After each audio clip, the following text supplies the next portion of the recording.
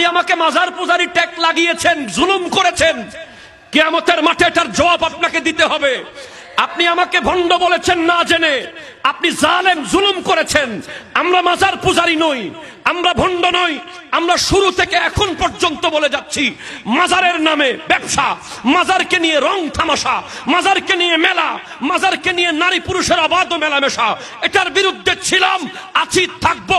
আর হক্কানি ওলি আল্লাহ জিয়ারত করব, জীবনী আলোচনা করব, উরস করব। ঠিক কিনা কথা বলে?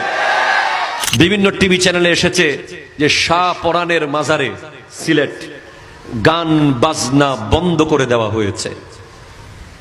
কি আপনারা কি মারহাবা বলবেন না অন্য কিছু বলবেন? সাহস করে বলেন না একটু, এত ভয় পাবেন না। শাহ পরান আমাদেরকে দোয়া করবেন। মাজার মানে সেখানে দাঁড়িয়ে দাঁড়িয়ে কোনায় কোনায় বসে